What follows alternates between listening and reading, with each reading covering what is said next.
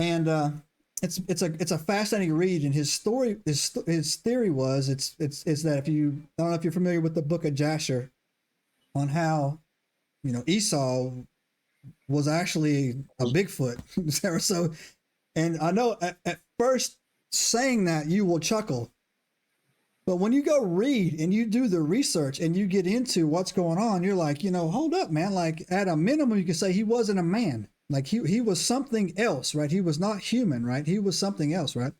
So it's a great book. It's on Amazon. It's only $20. It's a great read to go and look at it on that, man. So I highly recommend to go and do it, right? And again, if you want to see the Cliff Notes, it's live, right? Enigma, it's go in the archives. I don't know when this will drop, but go in the archives. Episode 65 with Doc Brown, the Prometheus Lens podcast guest I had on.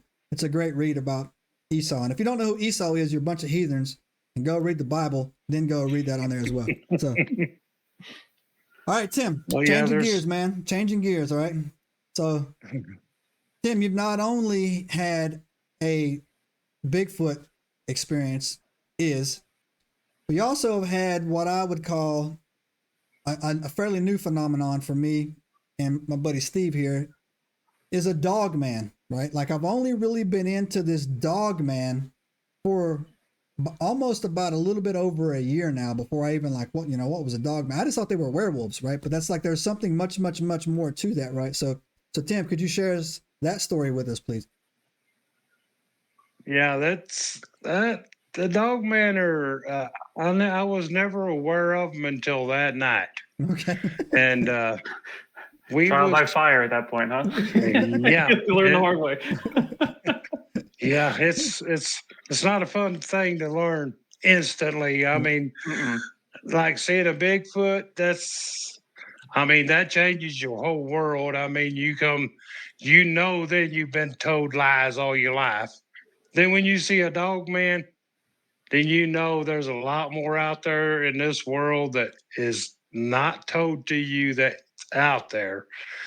And there's creatures running around that thinks you are a snack.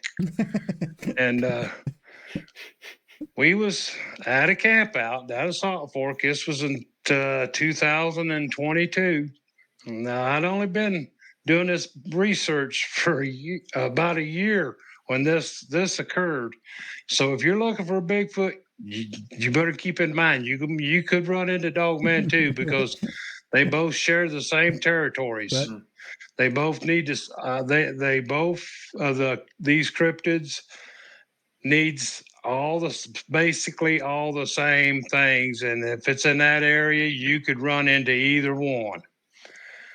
We was at Salt Fork, and I think it was October of 22. Was at a camp out. We met up with this one gentleman after the campfire stuff, and we all decided to go over to the cave area. He rode with us in our car.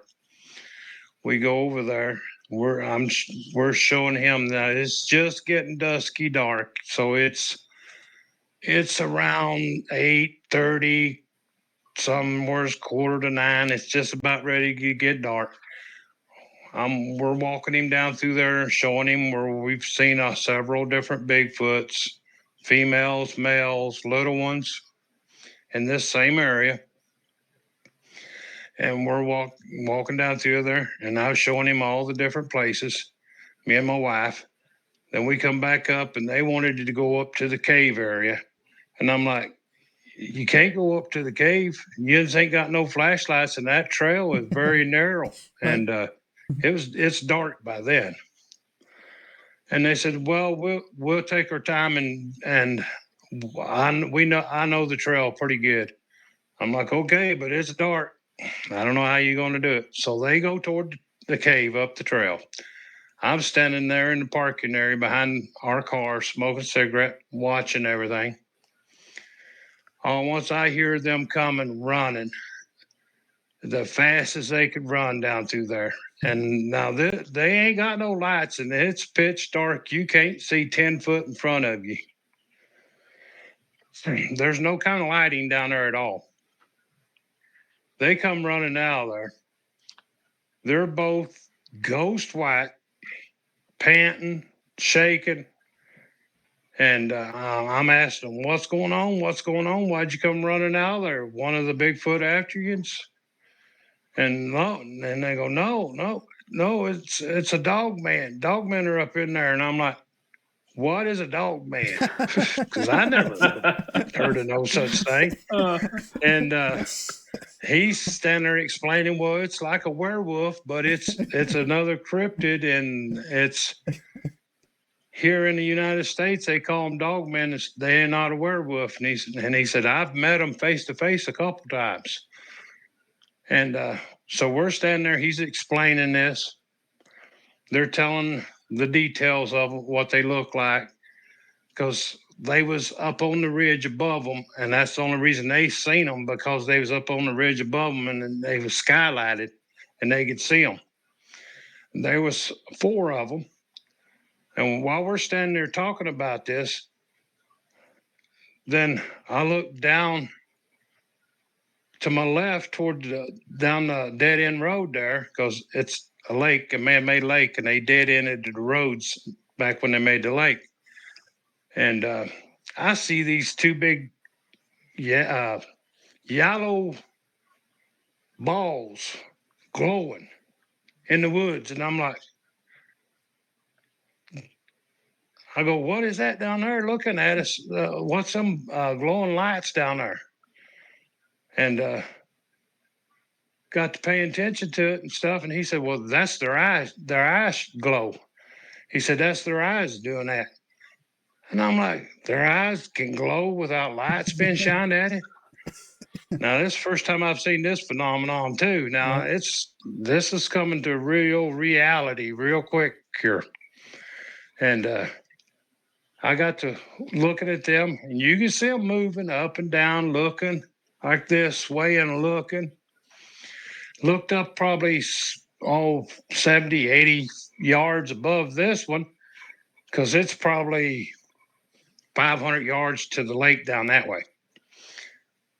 But it's an old road, then the hill, and the hill's covered all in timber. And I'm watching, I come looking up this way toward the car a little closer. Here's another set of these things looking around a tree. And I'm going, okay, that's 2. So I look a little closer toward the car, almost directly across from us. The hill goes back up in toward the cave like this. And here's another set of these eyes that's looking around the side of a tree.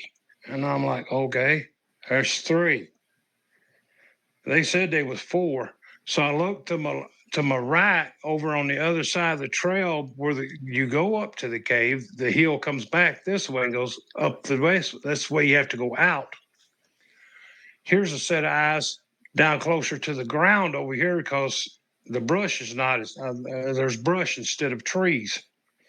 And the trees are back just a little further. And here's another set of eyes looking at us. I'm like, oh, man, they're trying to get around us. Yeah. But good thing we had the lake behind us. And they both started getting sick, really sick, dizzy, headaches. You can see them standing there swaying, my wife and that man, that gentleman, and they're standing there going like this, and they're getting sick. And I'm like, what's going on with you?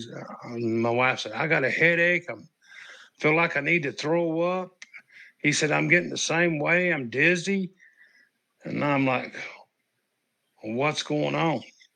He said, I think we're being hit with infrasound. And I'm like, yeah, he's more knowledgeable at the time then than I was about everything.